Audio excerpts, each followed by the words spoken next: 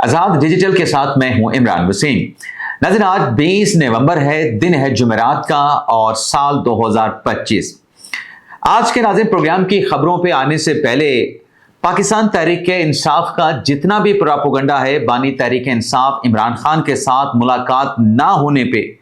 पाकिस्तान तहरीक इंसाफ का इसको प्रोपेगेंडा कह लें या पाकिस्तान तहरीक इंसाफ का रोना धोना कह लें, मैं एक सवाल आप नाज़रीन की खिदमत में पेश करना चाहता हूं। सवाल का जवाब जब आप देंगे तो यह बात क्लियर हो जाएगी कि इमरान खान के साथ मुलाकातों के मामले को लेके पीटीआई और पीटीआई की सारी क़यादत जो है वो सियासत कर रही है। तहरीक इंसाफ की क़यादत खुद ये नहीं चाहती कि उनकी बानी तहरीक इंसाफ इमरान खान के साथ किसी रुकावट के बगैर मुलाकात हो सके। तो सवाल यह है कि जो इल्ज़ाम दिया जाता है कि जब इमरान खान साहब वज़ीर आज़म थे और उनके दौर में जब नवाज शरीफ जेल में कैद थे, चाहे वो अडयाला जेल में थे, चाहे नवाज शरीफ जो है वो कोट लखपत जेल में थे, तो तहरीक इंसाफ ये कहती है कि कभी उनकी तरफ से नवाज शरीफ के साथ मुलाकातों में किसी किस्म की रुकावट क्रिएट नहीं की गई। मेरा सवाल आप देखने वालों के सामने ये है कि आप मुझे कोई एक वाकया बता दें कि नवाज शरीफ के पास कोट लखपत जेल में चाहे शरीफ फैमिली का कोई शख्स मुलाकात के लिए गया हो या मुस्लिम नवाज की क़यादत में से एहसन इकबाल साहब, राना सनाउल्लाह साहब, ख्वाजा आसिफ साहब, जिसका मर्जी आप नाम ले लें कि वो मुलाकात करने के लिए नवाज शरीफ के पास गया हो और उनकी तरफ से इस मुलाकात को लेके सियासत की गई हो, ढोल ढमक्का किया गया हो, बड़े बड़े दावे किए गए हों, कोट लखपत जेल के बाहर धरने दिए गए हों, एहतजाज किए गए हों, आप एक वाकया भी बयान नहीं कर सकते, कोट नहीं कर सकते कि मुस्लिम नवाज जो है इस अंदाज से नवाज शरीफ के पास मुलाकात करने के लिए जाते थे जिस अंदाज से पाकिस्तान तहरीक इंसाफ की जो क़यादत है अपने बानी के साथ मुलाकात करने के लिए जाते थे।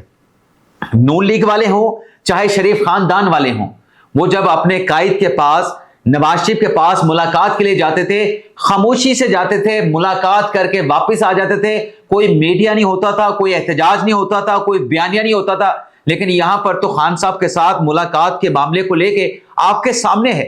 पब्लिक डोमेन में है कि भरपूर सियासत की जाती है, मुकम्मल सियासत की जाती है, सियासत से बढ़ के वहां पे चीजें की जाती हैं और फिर कहते हैं कि हमारी बानी तहरीक इंसाफ इमरान खान के साथ मुलाकात नहीं होती। ओ भाई, आप सियासी फहमो फरासत के साथ, अकल समझ बूझ के साथ जाएं, बानी तहरीक इंसाफ इमरान खान के साथ मुलाकात करें, ये सियासी ड्रामा ना करें, सियासी स्टेज आप ना लगाएं। तो मुझे नहीं लगता कि बानी तहरीक इंसाफ इमरान खान के साथ मुलाकात में किसी किस्म की रुकावट होगी। लेकिन चूंकि ये इमरान खान के साथ मुलाकात के मामले को एक सियासी नैरेटिव को चूंकि ये इमरान खान के साथ मुलाकात के मामले को एक सियासी बयानिए के तौर पे लेके चलते हैं तो उसमें रुकावटें भी आती हैं। अब आप देख लेना कि ये जो इमरान खान साहब से मुलाकातों का मामला है, आज जुमेरात का दिन है, किसकी मुलाकात है, किसकी मुलाकात नहीं होती। तहरीक इंसाफ मैं ये समझता हूं और आप नाज़रीन भी शायद मेरी राय के साथ इत्तफाक करें कि अपनी सबसे बड़ी दुश्मन है। जहां इमरान खान के बारे में कहा जाता है ना कि इमरान खान का सबसे बड़ा दुश्मन इमरान खान खुद है, तो तहरीक इंसाफ का भी सबसे बड़ा दुश्मन तहरीक इंसाफ खुद है। आप ये देख लें कि पाकिस्तान तहरीक इंसाफ जो नए अपोजिशन लीडर की तैनाती का मामला है, नॉमिनेशन का मामला है, एक तरफ कौमी असम्बली के लिए अचकजई साहब हैं,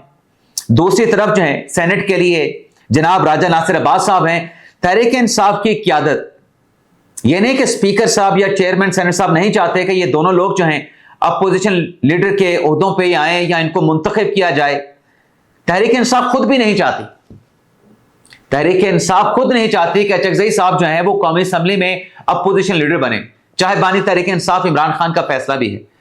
पीटीआई खुद ने ये नहीं चाहती कि राजा नासिर अब्बास साहब जो हैं वो सेनेट में तहरीक इंसाफ के अपोजिशन लीडर बने। अब इसकी वजह क्या है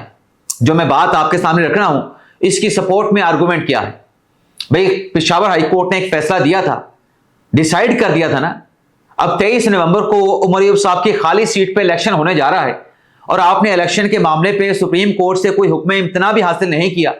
उमर अयूब साहब की पिटीशन आपने विड्रॉ कर ली, तो फिर आपको सुप्रीम कोर्ट आने में क्या जरूरत थी।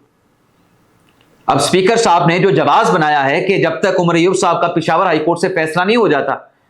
तब तक मैं उनको उनकी जगह पे, उमर अयूब साहब की जगह पे अचकजई साहब को जो है वो नया अपोजिशन लीडर जो है वो नहीं बना सकता, अपॉइंट नहीं कर सकता। अगर आप पेशावर हाई कोर्ट का फैसला सुप्रीम कोर्ट में चैलेंज ना करते, एजिटेट तो आपने सुप्रीम कोर्ट में किया ही नहीं, आपने पिटीशन वापस ले ली, लेकिन वहां पे दिया गया जो फैसला है अदालत उस्मा का, वो आपके गले की हड्डी बन गया है। और सिर्फ ये नहीं, जो तहरीक इंसाफ का तर्ज सियासत है, आप अंदाजा करें कि मंसूर शाह साहब तो अब मुस्तफी हो गए ना, इस्तीफा देने के बाद घर चले गए। अतर मिनेला साहब भी इस्तीफा दे के घर चले गए। लेकिन आप ये देखें कि जब ये दोनों जज साहबान अपने मनसब पर मौजूद थे, यही तहरीक इंसाफ कहा करते थे कि नवंबर 2024 आएगा, सुप्रीम कोर्ट मौजूदा हुकूमत का तख्ता उल्ट देगी, मौजूदा हुकूमत का धड़न तख्ता कर देगी। तो 26वीं तरमीम आ गई, मंसूर शाह साहब चीफ जस्टिस नहीं बन सके। और अब आप देखें इनकी सियासी फहमो फराज का, अकल समझ बूझ का अंदाजा लगाएं कि जो असद कैसर साहब हैं वो ओपनली बयान दे रहे हैं कि दोनों जो मुस्तफी जज हैं वो अपोजिशन की हुकूमत के खिलाफ जो एहतजाजी तहरीक है उस तहरीक का हिस्सा बन जाए। यानी राना सनाउल्लाह साहब की बात को आपने इंडोर्स कर दिया, राना सनाउल्लाह की बात की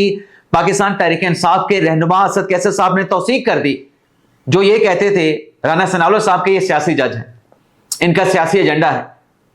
और फिर अतर मिनेला साहब ने वो साजिद तरीन के साथ मुलाकात भी कर ली, जो तहरीक तहफ़्फ़ुज़ पाकिस्तान मूवमेंट के रहनुमा हैं। लेकिन इसका मकसद क्या है? ये जो सारा सियासी बयानिया चल रहा है, ये सियासी जो स्टेज सजाया गया है, तहरीक इंसाफ बताने को तो कहती है कि हम बानी तहरीक इंसाफ इमरान खान की रिहाई चाहते हैं। क्या रिहाई के हवाले से भी ये संजीदा हैं? नाज़रीन, रिहाई के हवाले से भी ये संजीदा नजर नहीं आते, इनमें इत्तफाक नजर नहीं आता, इनमें यूनिटी नजर नहीं आती। आज जो बात अंसार अब्बासी साहब ने अपने आर्टिकल में लिखी है इमरान खान साहब की रिहाई के हवाले से कि इमरान खान साहब अडयाला जेल से नहीं निकल सकेंगे, ये वैसे हमारे आज के ब्लॉग की एक थंबनेल लाइन भी हो सकती है कि इमरान खान जेल से नहीं निकल सकते। लेकिन अंसार अब्बासी साहब ने ये जो आर्टिकल लिखा है, उसमें ये जो उन्होंने बात लिखी है, ये ऑलरेडी पब्लिक डोमेन में है। भी क्यों इमरान खान साहब की रिहाई का रास्ता नहीं बन सकता? उसकी वजह है कि पाकिस्तान तहरीक इंसाफ से जुड़ा सोशल मीडिया का वो धड़ा जिसे गालम गलोच ब्रिगेड कहा जाता है, जो भगोड़े हैं,